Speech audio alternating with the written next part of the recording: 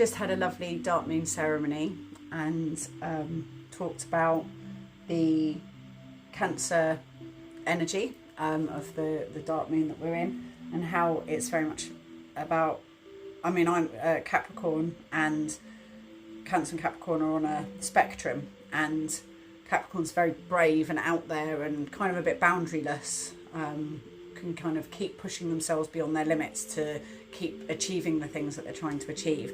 Cancer is kind of right back the other way, which is the home, family, mother.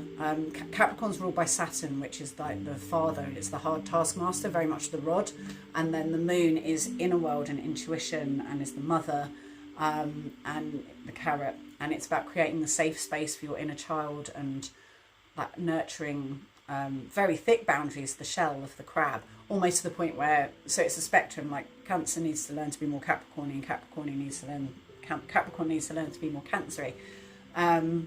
I've been really struggling with this Cancer and Pisces are both seasons that I really struggle with, even though I'm extremely drawn to Cancer and Pisces women, especially because they're emotional and they bring me out of my shell, because Capricorns aren't emotional.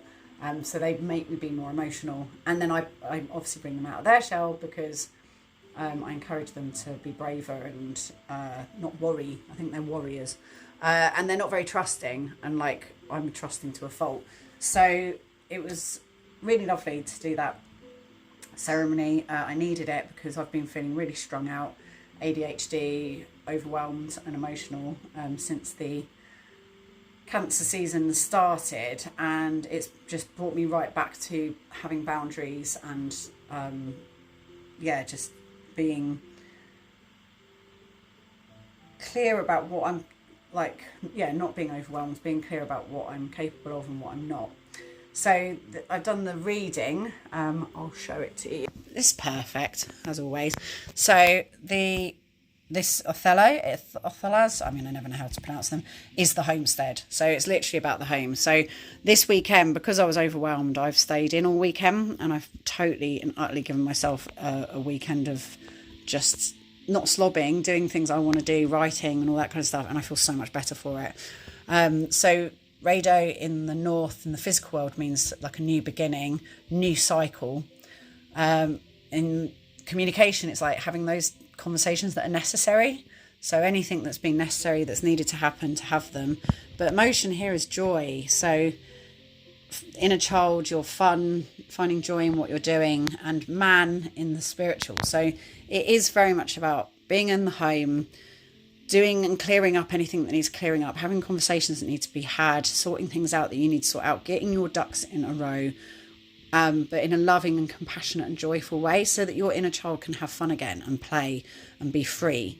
So any blocks or anything that's happening that's stopping you from being able to express yourself, and it's to do with your relationships with people and the home and being connected, and just, it's a new phase that we're going into, because it's all kicking off once the Cancer season's over, because we've got Leo season. It's the like proper height of summer with August, and we're going to have the Aries is going into Mars is going into Virgo, which will be until mid-August, and so that's all about like, I mean, that's action. Mars is all action, and Virgo is your spiritual work, your inner work. So it's getting real about the things you need to do that you really care about, but it will be very fiery. And then the node points have gone into Aries and Libra, and so that means collectively we're going to be seeing a lot of fighting going on about balance and what's fair and what's not. So just be aware of the fire that's about to come, and enjoy this last little bit of wateriness before it all kicks off,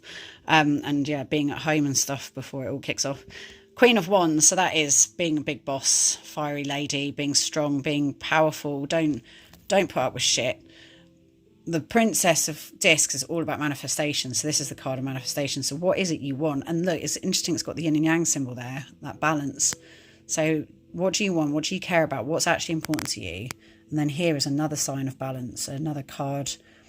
When you find balance, when you're doing things in a balanced way and you're not putting up with shit that you don't want, then it's so much more creative. The magic really happens in the alchemy. So look at that. That's like basically saying, get your boundaries in place, find your balance, and then you'll manifest and create the things that you really want.